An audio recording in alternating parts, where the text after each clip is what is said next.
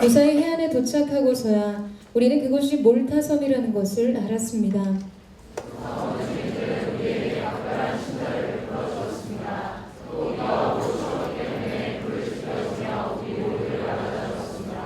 바울이 마른 나뭇가지 한 묶음을 모아다가 불 속에 넣었더니 뜨거운 열기 때문에 독사가 기어나와 바울의 손에 달라붙었습니다.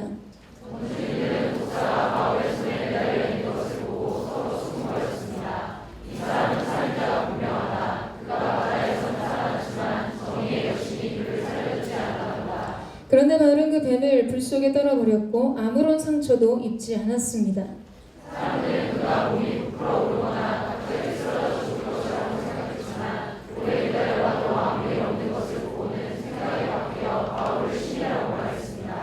그 섬의 주장이 보블리오가 그 근처에 자신이 소유한 땅을 갖고 있었습니다. 그는 우리를 자기 집으로 맞아들여 3일 동안 극진히 대접해 주었습니다.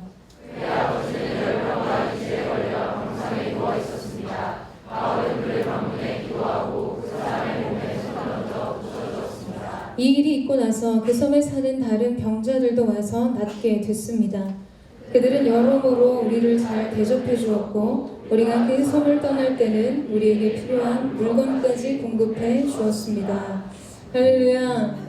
이 초미세 먼지보다 더한 우리의 존재를 먼저 사랑하신 우리 주님 앞에 다시 한번 감사와 뜨거운 영광의 박수를 올려드리도록 하겠습니다. 오늘도 주님의 동생한 피부를 부어주신 주님의 이름을 찬양합니다. 주님 우리 가운데 새 영을 부어 주시옵소서. 아멘. 아멘. 사랑하는 여러분, 오늘도 성령 충만하십시오. 말씀 충만하십시오. 은혜 충만하십시오. 오늘도 우리를 다시 새롭게 빚으시는 하나님의 놀라우신 임재와 기름 부으심의 능력이 우리 모두에게 있게 되기를 주님의 이름으로 축원합니다. 제가 사과를 가지고 나왔는데요. 여러분 사과를 보게 될 때 여러분 무엇이 먼저 떠오르세요? 요새 사과라고 한다면 스티븐 잡스를 먼저 떠올리시는 분도 있을 것입니다. 많은 분들이 사과를 봤을 때 다양한 여러 가지 생각을 하실 수 있는데요. 만약 제가 이 사과를 땅바닥에 그냥 떨어뜨린다면 제가 여러분에게 드리고자 하는 이 질문의 의도를 무엇인지 알 수 있을 거라고 생각합니다. 네. 자, 좀 좁네요. 자, 여러분 이렇게 사과가 그냥 떨어지게 되면 이 사과를 봤을 때 여러분이 먼저 이 생각나고 떠올리게 되는 것이 있다면 어떤 것일까요? 네, 이렇게까지 말씀을 드렸는데 그래도 모르시는 분들은 이 초등학교 시절을 좀 노셨던 분들이세요. 이 프랑스 화가인 모리드 드니는 역사상 세계에서 가장 유명한 사과 셋이 있는데 첫 번째는 하와이의 사과, 두 번째는 바로 뉴턴의 사과, 세 번째는 이 세잔의 사과라고 말했습니다. 그만큼 이 뉴턴의 사과는 전 세계 사람들이 잘 알고 있는 것이라고 할 수 있죠. 그는 나무 아래 있다가 나무 위에서 떨어지는 이 사과를 보고 그 사과를 떨어지게 만드는 힘, 이 중력의 법칙에 대해서 발견하게 됩니다. 이 중력이란 이 지구의 지표면에 있는 이 물체를 이 지구가 지구 중심 방향으로 끌어다니는 힘을 말하죠. 이것이 바로 만유 인력의 법칙입니다. 우리가 체감을 하든 체감을 하지 않든 못하든 우리는 이 중력의 직간접적인 영향을 받으며 살아갑니다. 저는 다리가 굉장히 자주 아픈 편인데요. 중력 때문에 그래요. 피가 아래로 내려갔는데 다시 위로 올라가지 못해 계속 지구 지표면 아래서 끌어당기는 힘 때문에 다리가 자주 아픕니다. 여러분 많이 먹어서 이 체중이 불면 무릎이 굉장히 아프시잖아요. 그거 다 중력의 법칙 때문에 그렇습니다. 절대로 여러분이 지나치게 많이 먹거나 지나치게 살이 쪄서가 아니에요. 자책하지 마세요. 다 중력 때문에 그렇습니다. 아무리 과체중, 비만이라고 무릎이 나갈 정도가 돼도 우주선 타보세요. 무릎에 하중이 절대 실리지 않습니다. 처지는 피부, 나이 때문이 아니에요. 중력 때문이에요. 괜찮습니다. 지구상에 존재하는 모든 물체는 이 중력의 법칙, 이 지구가 중심으로부터 끌어당기는 힘의 방향성에 의해 그 영향력 아래서 살아가게 됩니다. 하나님께서 창조하신 이 지구의 힘의 단계, 힘의 방향성이 있다면 여러분, 하나님께서 창조하신 우리의 영혼과 우리의 인생의 세계에도 이러한 중력과 같은 일정한 힘의 흐름, 일정한 힘의 방향성이 존재합니다. 우리의 존재를 끌어다니는 이 힘이 있다는 것이에요. 우리의 삶과 더 나아가서는 이 온 세상을 끌어가는 보이지 않는 힘의 방향성이 있는데 여러분, 그것은 무엇일까요? 은혜롭죠? 하나님의 약속하신 말씀의 힘입니다. 여러분, 이 사실을 믿으세요? 말씀의 성취를 향한 방향성이에요. 우리의 인생, 온 인류의 역사는 이 하나님의 약속의 말씀의 성취, 말씀의 힘의 방향성에 영향을 받습니다. 그 말씀이 끌어다니는 힘의 지배를 받게 된다는 것이죠. 여러분, 이 사실을 믿으세요? 제 아무리 세상이 이 힘의 역사를 주도하고 사람들의 인생을 지배하고 주도하는 것 같아 보이지만 여러분, 그렇지 않습니다. 모든 천지 만물은 하나님의 말씀 앞에 반응하도록 설계되어 있다는 것이에요. 예수님 탄생 당시에 로마의 황제 아우구스투스가 칙령을 내리죠. 자기가 지배하는 모든 영토에 호적을 신고하라고 시행토록 했습니다.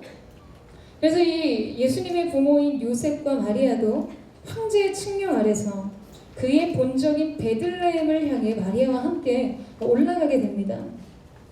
여러분, 이 내용을 보게 되면 지금 요셉과 마리아를 이끌고 움직이게 하는 것, 그에게 막강한 영향력을 발휘하고 있는 것은 로마의 황제의 명령 같아 보입니다. 지금 그가 내린 칙령 때문에 산딸이 가까웠는데 150km 이상의 굉장히 먼 여행의 여정을 떠나게 되는 것처럼 보이죠. 여러분, 그러나 그들을 이끌고 있는 것은 더 강력한 힘이 그 배후에서 일하고 있다는 것을 우리는 알게 돼요. 미가서 5장 2절 말씀에 보면 너 베들레헴 에브라다야, 비록 내가 유다 족속들 중에 아주 작지만 이스라엘을 다스릴 사람이 너로부터 나올 것이다 라고 기록하고 있습니다. 여러분, 이스라엘의 구원자, 그 메시아가 작은 고을 베들레헴으로부터 나온다는 것이었어요. 그런데 지금 요셉과 마리아는 어디에 있나요? 갈릴리 지역의 나사렛에 있었던 것이죠. 이 말씀이 응납되고 성취되기 위해서는 요셉과 마리아가 베들레헴에 있어야 했고, 그들이 낳아야 되는 예수는 베들레헴에서 탄생하는 출생을 가져야 했습니다. 여러분, 사람의 눈에는 세계 최강의 권력자 이 아우구스투스가 그의 통치 체계를 확고히 하기 위한 전략으로부터 나온 이야기 같지만 그렇지 않다는 것이에요. 모든 것이 전능하신 하나님의 능하신 손 아래 있습니다. 요셉과 마리아가 이 황제 가이사의 명을 따라 움직이는 것 같아 보이지만 그 배후에는 하나님의 말씀이 흐르고 있었다는 것이에요. 그 말씀에 이끌려 나갔고 말씀의 성취가 있는 자리로 인도함을 받았던 것이죠. 오늘 우리가 읽은 본문 말씀의 시작도 이 하나님께서 말씀하신 그 약속의 성취를 따라 움직이고 있는 것들을 보게 됩니다. 저희가 이 지난주 수련회 특별 집회로 사도행전 강해를 잠시 멈추고 다른 본문으로 말씀을 나눴었는데요. 지난주 본문 말씀은 사도행전 27장의 말씀이었습니다. 로마로 후송되던 바울이 탄 배가 지중해에서 유라굴로의 광풍을 만나서 난파되는 장면을 담고 있었죠. 여러분, 지도를 하나 준비했는데 같이 한번 보실까요? 네, 제가 백주현 MC한테 배를 하나 띄워달라고 부탁했는데 배가 이제 가이사랴에서 출발합니다. 이 배의 이름은 아드라무테노호예요. 이 배가 출발해서 아시아 지역 해변을 따라 항해하다가 시돈에서 이 바울의 지인으로부터 필요한 물품들을 공급받은 후에 다시 키프로스 해안을 끼고 항해를 해서 루기아 지역의 무라항에 상륙하게 됩니다. 거기서 이제 알렉산드리아호로 갈아타요. 배가 바뀐 거 보이시죠? 그리고 느린 항해로 천천히 라세아 도시 근처 아름다운 항구 미항에 도착하게 됩니다. 자 여러분, 그런데 그것은 가을에 이동하기에는 굉장한 위험한 항로였어요. 그래서 겨울에는 항해 자체가 금지될 정도로 항해 위험 지역에 속해 있었습니다. 바울은 이 백부장에게 겨울이 지나고 출항을 해야 하는 것을 충고했지만 이 백부장이 선장과 선주의 말을 듣고 항해를 강행하게 되죠. 그 배에는 이 이집트에서 나온 많은 곡물을 싣고 운항하는 무역선이었습니다. 그러니까 겨울의 시즌을 그냥 놀고 있을 수 없었던 거예요. 빨리 수익을 내기 위해서 선장과 선주가 과욕을 부른 것이었죠. 자, 그렇게 시작된 항해는 다시 크레타 섬을 따라서 얼마 가지 못해서 유라굴로 광풍을 만나게 돼요. 지중해에서 일어나는 이 북동풍의 난기류를 만나서 형성된 아주 강한 돌풍을 유라굴로라고 불리는데요. 자, 여러분, 이 지도에 표시되어 있는 지도를 잠깐 다시 띄워주시겠어요? 계절풍의 방향이 보이세요? 저 하늘색 화살표 표시가 계절풍의 방향입니다. 남동풍이 불고 있었어요. 그리고 유라굴로의 광풍은 북동풍이었습니다. 당시 배들은 지금처럼 어떤 다른 동력을 갖지 않고 out을 올려서 바람의 힘의 방향을 이용한 항해를 했었죠.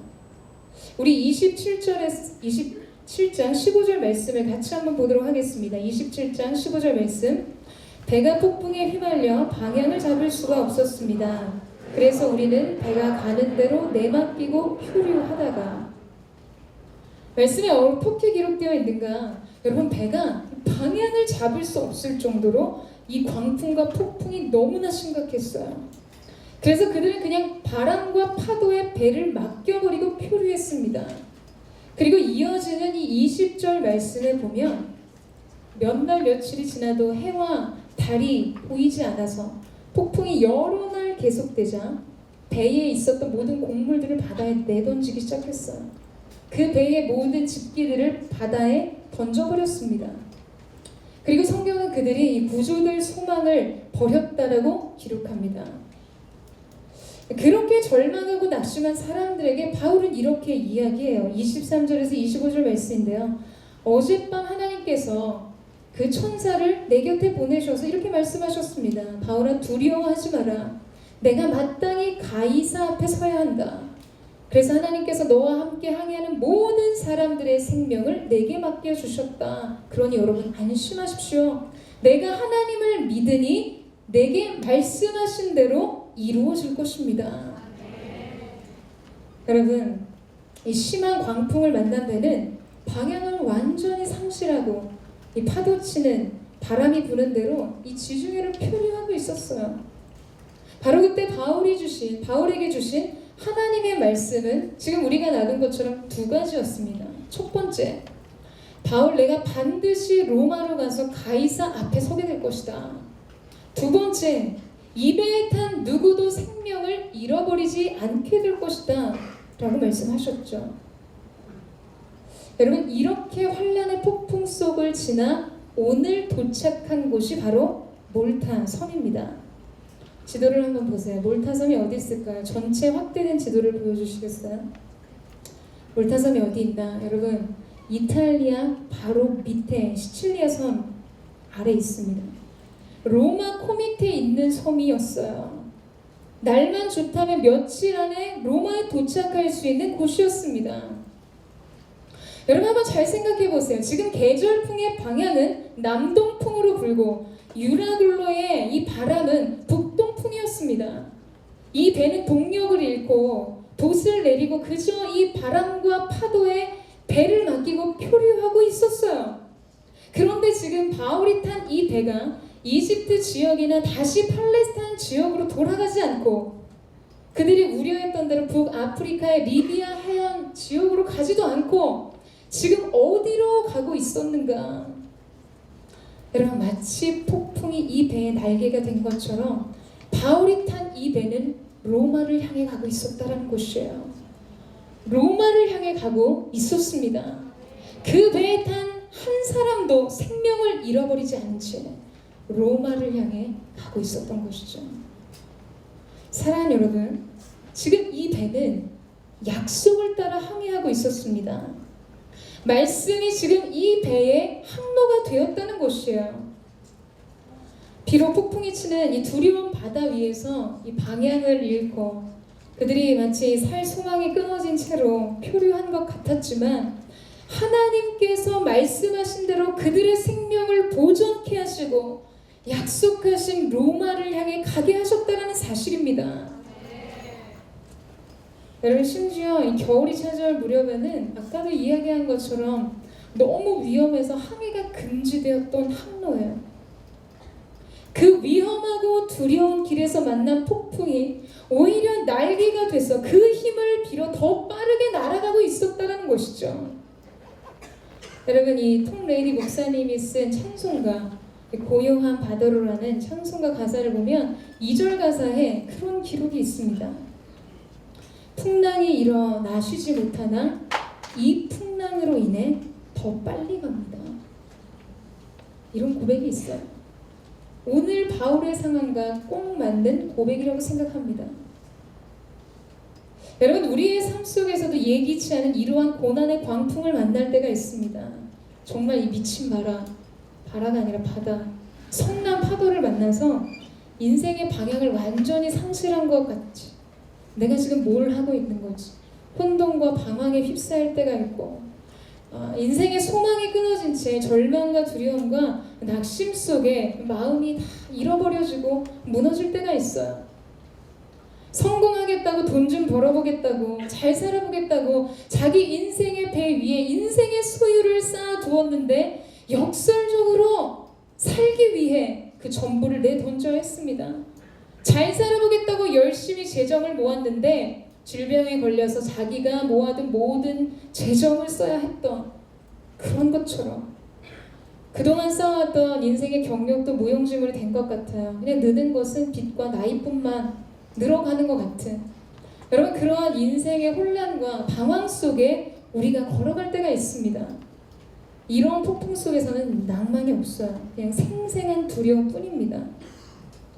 그러나 모든 것을 잃어버린 채 구원을 받겠다는 잔인하리만큼 아주 날카로운 소망이 끔찍한 그 순간에도 여러분, 하나님의 말씀은 변함이 없으셨다는 것이에요.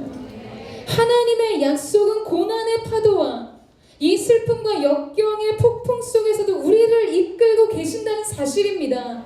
그 파도도 그 폭풍도 말씀의 지배 아래 있음을 여러분 믿으시기를 바랍니다.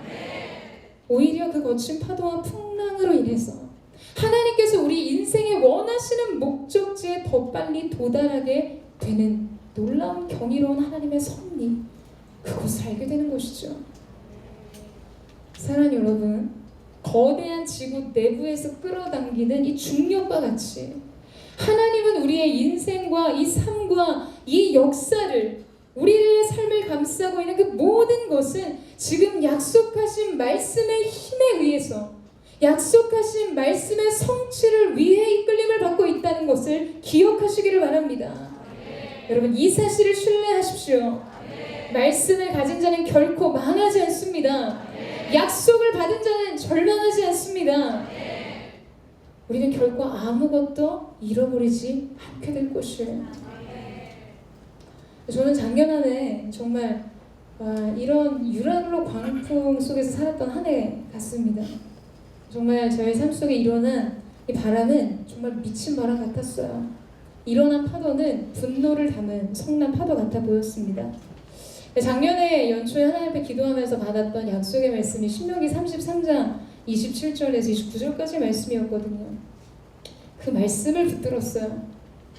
바울이 외친 것처럼 지금 나는 폭풍 속에 휘말려 있지만 반드시 이 말씀대로 될 것이다. 여러분, 달콤하지 않습니다. 그 말씀을 선포하는 삶의 순간순간은 결코 낭만적이지 않아요. 우리 지금 여기서 이렇게 아멘하지만 삶의 한복판은 정말 처절한, 이것이 처절한 그냥 매일의 고백이었어요. 말씀밖에는 붙들 수 있는 것이 없는, 그러나 영원한 하나님이 너의 촉소가 되시니 그 영원한 팔이 내 아래 있도다. 어디로 쓰러져도 하나님 품임을 믿고 그 팔이 무너져 내리는 듯한 인생을 붙드시는 삶을 지탱하는 힘을 믿었죠. 저는 정말 2015년도 한 해를 마무리하면서 하나님이 그 말씀하신 그대로 이루셨습니다. 간증을 하자면 다시 수련회를 가야 될 것 같아요. 저희 중보기도팀 모일 때마다 마지막 기도는 하나님 2016년도 자신에게 주시는 약속의 말씀을 주장하며 기도합니다. 사랑하는 여러분, 여러분의 삶은 약속하신 말씀의 지배를 받고 있어요. 현상 위의 삶을 주목해 보지 마세요. 그 배후에서 일어나는 막강한 힘의 영향력을 바라보십시오. 말씀이 길이 될 것입니다. 말씀이 새 소망이 될 것입니다. 약속을 받은 자 그 영광의 성취를 보게 되리라. 믿으십니까? 놀라운 은혜가 저와 여러분 가운데 있게 되기를 주님의 이름으로 축원합니다. 여러분, 이제 오늘 도착한 이 몰타섬은 이 페니키아인들이 처음 그 이름을, 이 섬의 이름을 붙인 것인데요. 이 히브리어로 이 몰타는 피난처라는 뜻을 가지고 있습니다. 오늘 참 신비롭지 않으세요? 폭풍 끝에 가서 닿은 곳이 하나님이 예비하신 피난처였어요. 여러분, 이럴 때 그냥 우셔도 돼요. 뭐 주해나 해석이나 설명이 필요 없어요. 바울은 그의 히브리어 지식을 통해 그 이름의 의미를 알았을 것입니다. 결국 자신을 향한 하나님의 신실하심을 다시 한번 깨닫는 순간이 되었을 것이에요. 하나님의 피난처로 자신을 인도하시고 그 품으로 자신을 품으시는 그 사랑을 느꼈을 때, 여러분이 바울의 심정이 어떠했을까 한번 상상해 보세요. 저는 말씀 준비하면서 그 찬양이 떠올랐는데요. 정말 눈물이 나더라고요. 여러분, 그 찬양 아시나요? 피난처 되신 주, 날 숨겨주시고 날 보호해 주시니 두려움 없네. 주의 평안 끄시니 주 찬양 드리자. 나 두려울 때에 주 의지하리. 여러분, 이것이 우리의 고백이 되기를 축복합니다. 환란의 광풍 끝에는 언제나 하나님께서 예비하신 피난처가 기다리고 있어요. 주님을 의지하는 자가 도달하는 곳은 주님이 예비하신 사랑의 품, 그분의 피난처입니다. 사랑하는 여러분, 두려운 순간마다 주님을 의지하십시오. 주님을 바라보세요. 그러면 우리 인생의 피난처가 되신 그분께서 구원의 손을 펼치시고 우리의 모두에게 큰 평안을 주실 것입니다. 바울은 이러한 감사와 감격 속에서 바로 몰타섬에 상륙합니다. 우리 2절 말씀을 같이 한번 읽어보도록 하겠습니다. 2절 말씀 시작.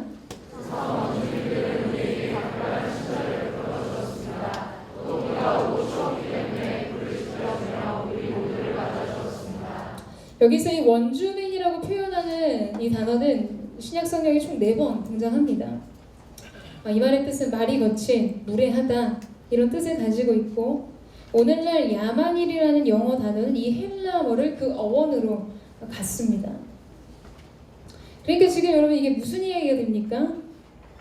말이 거칠고 무례한 야만인들이 친절을 베풀면서 춥다고 불 펴주고 바울 일행을 맞아주었다는 것이죠. 여러분, 하나님께서 은혜를 베푸시면 이러한 일들이 나타납니다.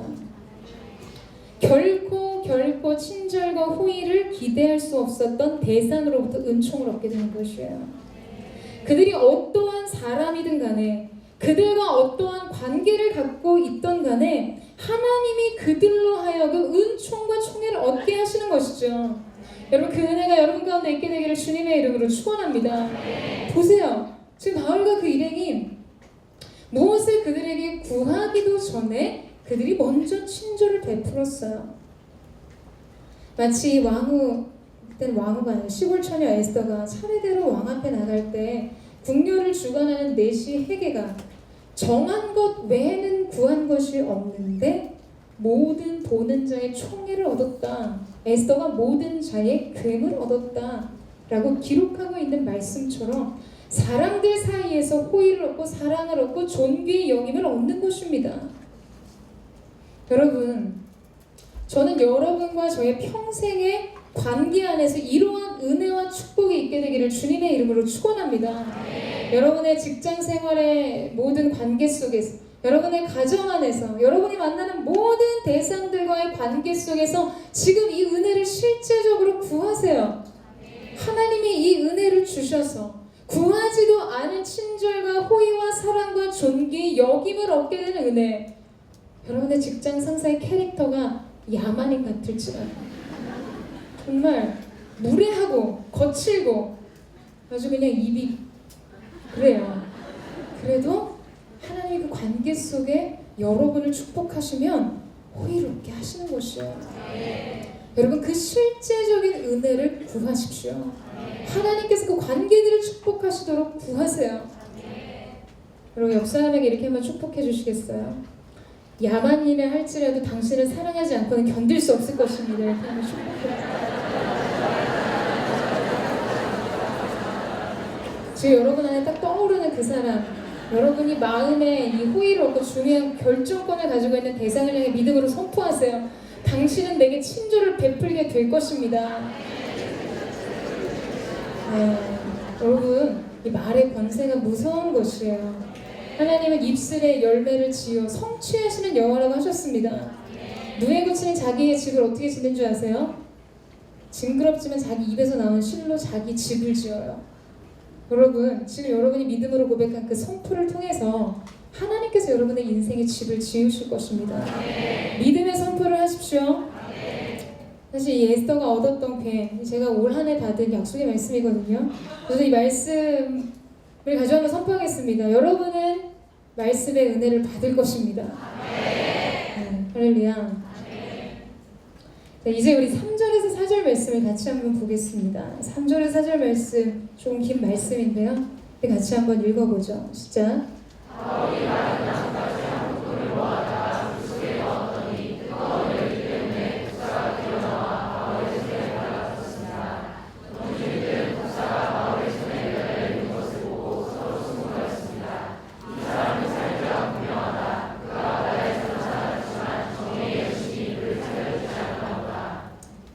뱀이에요. 저는 정말 뱀이 싫어요.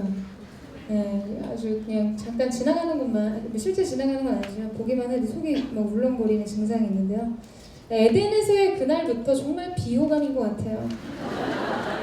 만약 아담과 하와가 한국 사람이었다면 저는 인류의 역사가 참 달라졌을 거라고 생각합니다. 아담과 하와가 한국 사람이었다면 분명 그들은 선악과 대신 뱀을 잡아먹었을 것이에요. 아담의 원기 회복을 위해서 하와가 도와줬겠죠. 자기 요새 많이 힘들지. 여러분 여우서 공동체에 있을 때 아프리카 팀이 아울리치 가서 2m 구렁이를 구워 먹고 왔어요. 갔는데 생각보다 날씨가 너무 추워서 체력이 떨어진 팀을 위해 선교사님이 도와주셨대요. 자매들 다 둘러앉아서 같이 그거 먹었는데 먹고 나니까 너무 체력이 올라가서 피곤하지 않다는 거예요. 그 뱀 어디서 파냐고 오셔서 목사님 계속 사모님 사주고 싶다고 한동안 얘기를 하신 적이 있어요.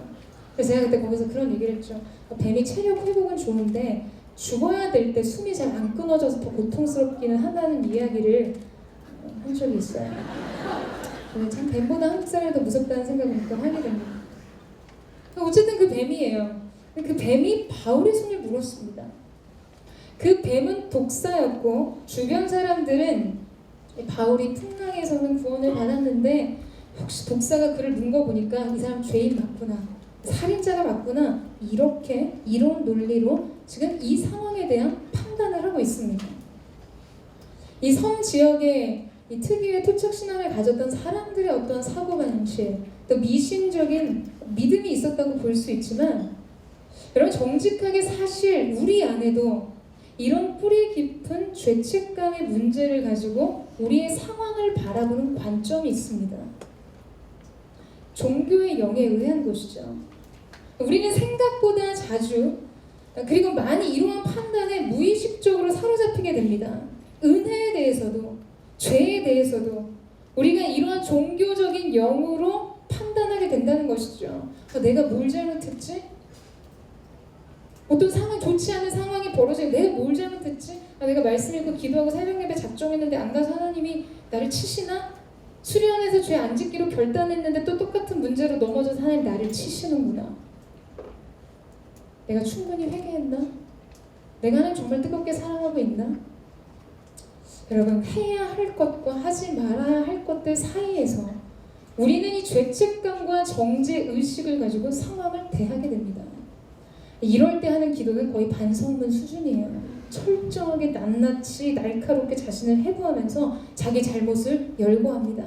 그리고 스스로에게 심리적인 벌을 줘요. 좀 더 용서받기 위해서. 용서받지 못한 상태를 유지해요. 자책하며 때로 이 무의식적으로 용서받기 위한 자기 반성에 집착하게 됩니다. 여러분, 이러한 경향성이 지속되게 되면 우리는 비참한 감정에 사로잡히게 됩니다. 여러분, 시선의 방향을 전환하셔야 해요. 놀랍게도 복음은 단 한 번도 우리의 생각이나 우리가 한 일이 우리의 구원에 대해 결정을 한 일이 없다라고 이야기해 줍니다. 영향력을 발휘하지 못했다는 거예요. 우리가 받은 사랑과 은혜는 우리가 한 일 때문에 주어진 적이 단 한 번도 없습니다. 하나님의 전적인 사랑, 그분의 저항할 수 없는 은혜, 그 은혜와 자비에 의해서이죠. 여러분, 이 사실을 믿으십시오. 우리가 자꾸 자기 자신을 바라보면 연약함과 이 패배밖에는 얻을 것이 없습니다. 자신을 바라볼 때 우리는 자신의 약함과 악함과 빈궁함과 추함과 죄악된 더러운 모습들밖에는 발견할 수 없기 때문이에요. 우리 고백하잖아요. 주님 보십시오. 선한 것이 하나도 없습니다. 그것이 우리의 존재의 실체입니다. 근데 계속해서 우리가 그렇게 우리 자신에 대해 집중하게 되면 여러분, 회복의 방법이 보이지 않아요. 치유의 방법이 보이지 않습니다. 그러면 지는 것이에요. 그러면 패배하는 것이에요. 사랑하는 여러분, 우리의 승리는 주님 안에 있습니다. 이 사실을 믿으십니까? 십자가 능력이 내 영광 되었네. 우리가 선포하잖아요. 우리의 이김은, 우리의 영광은, 우리의 회복은 십자가의 영광 안에 있습니다. 예수께서 치르신 희생 안에 있다는 것이에요. 나에게 있지 않습니다. 내가 유지하고 있는 거룩한 결단에 있지 않다는 사실이에요. 여러분, 기독교 작가 이 아델라이드 프록터는 그런 이야기를 했습니다. 자신을 한 번 바라볼 때 그리스도를 10번 바라보라. 저는 이 해결책에 전적으로 동의합니다. 여러분, 주님을 바라보셔야 해요. 여러분의 시선의 방향성을 전환하셔야 합니다. 예수님을 보세요. 그분을 알수록 우리가 얼마나 그 사랑에 대한 오해가 나온 불안과 두려움을 끌어안고 우리의 삶을 살고 있는지를 알게 됩니다. 우리가 그분의 십자가로 가까이 가면 설수록 얼마나 우리 자신 안에 우리 스스로를 사랑하지 못하고 축복하지 못하는 사단의 정죄감들이 있는지를 알게 되는 것이에요. 십자가 앞으로 가까이 가면 갈수록. 여러분, 실제로 여러분이 고민하는 죄의 문제 맞습니다. 우리의 죄는 매우 매우 심각해요. 얼마나 심각한가? 주님이 십자가에서 비참한 죽음으로 죽으셔야 했을 정도로 우리의 죄는 심각하고 깊습니다. 그런데 중요한 것은 그것을 다 아시는 주님께서 말씀하신 것이에요. 사망이나 생명이나 천사들이나 권세자들이나 현재일이나 장래일이나 능력이나 기쁨이나 다른 아무 피조물이라도 그것이 너의 흉악한 죄악이라 할지라도 우리를 우리 주 그리스도 예수 안에 있는 하나님의 사랑에서 끊을 수 없으리라. 여러분, 이것이 복음입니다. 사랑하는 여러분, 사랑 안에서 자유를 누리세요. 사랑 안에서 기쁨을 누리십시오. 그 사랑의 은혜가 오늘 예배하는 여러분 모두에게 주어지게 되기를 주님의 이름으로 축원합니다. 자유와 기쁨과 생명과 평강이 오늘 이 고백 속에 아멘으로 화답하는 모든 자의 심령 가운데 임하게 될 줄로 믿습니다. 여러분, 이제 5절이에요. 걱정 마세요. 얼마 안 남았어요. 바울은 독사에 물렸지만 아무런 상처도 입지 않았습니다. 오히려 이 사건을 계기로 바울이 복음을 전하고 또 치유의 기적들이 온 섬에 나타나게 되는 시발점이 됩니다. 근데 여러분, 이 말씀은 그냥 그 순간에 얻은 은혜, 그 순간에 주어진 기적이 아닙니다. 이 역시 예수님께서 말씀하신 약속에 대한 성취였어요. 마가복음 16장 17절에서 18절 말씀을 같이 한번 읽어보도록 하겠습니다. 시작.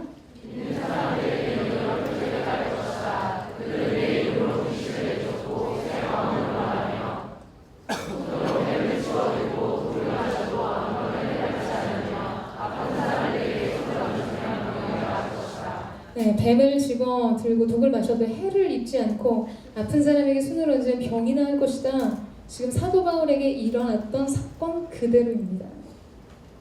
제 양재에서 사역할 때 체중이 많이 나가시는 목사님 계셨는데 저희 탕비실이 있거든요.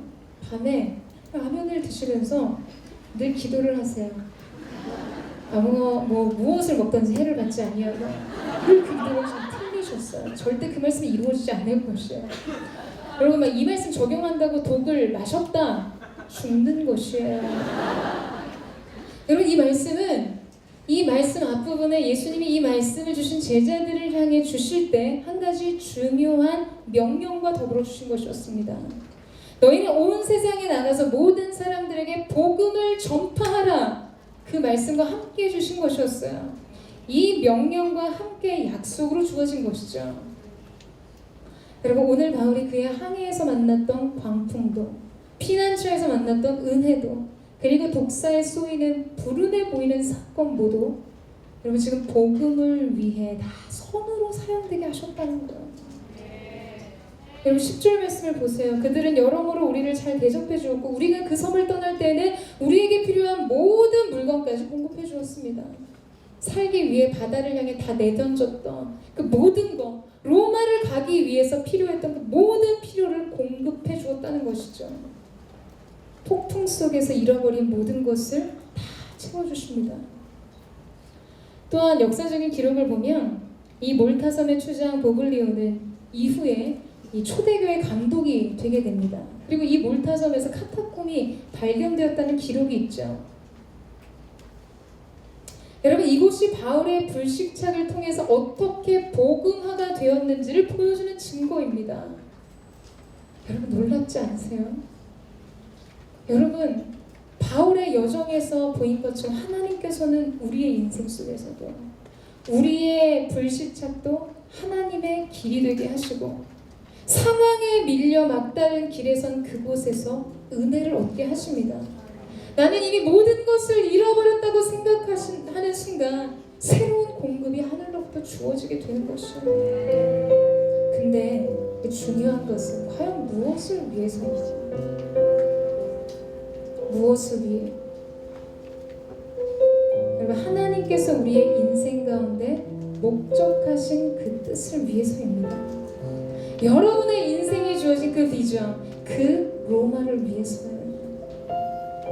사랑하는 여러분, 저는 하나님께서 여러분 안에 두신 이 거룩한 목적, 그 거룩한 뜻을 이루기까지 여러분의 인생 여정 속에서 일어난 모든 사건을 하나님께서 기적의 재료, 은혜의 재료 되게 하실 줄로 믿습니다. 우리가 우리의 삶의 길에서 만나는 뜻하지 않는 환난의 광풍마저도 하나님이 비전은 날개가 되게 하실 거예요. 여러분 이 사실을 믿으세요? 그렇지만 여러분 광풍에는 낭만이 없습니다. 고통스러워요. 두렵습니다. 아프겠죠. 그러나 여러분 그 끝에 언제나 주님께서 예비하신 피난처가 있고 인생의 그 모든 것을 합력하여 선이 되게 하실 뿐만 아니라 은혜 되게 하시고 기적이 되게 하시고 그래서 하나님께서 우리 인생에 여러분이 품고 있는 여러분 인생의 비전, 여러분의 인생의 로마 그곳을 향해 가게 하실 거예요. 어떠한 것을 통해서든 여러분은 분명 마치 방황하듯 밀려 상황에 밀려 어쩔 수 없이 할 수 있는 것이 없어서 그저 그렇게 흘러간 시간 끝에 여러분은 놀라운 사실을 발견하게 될 것이에요. 로마가 가까이 있다. 여러분 저는 여러분의 인생 속에 하나님이 우리 인생의 모든 것을 하나님이 우리 인생 속에 두신 그 거룩한 비전에 날게 되게 하실 줄로 믿습니다. 그 은혜가 있게 되기를 주님의 이름으로 축복합니다. 저희 함께 찬양하며 기도하며 나아가겠습니다.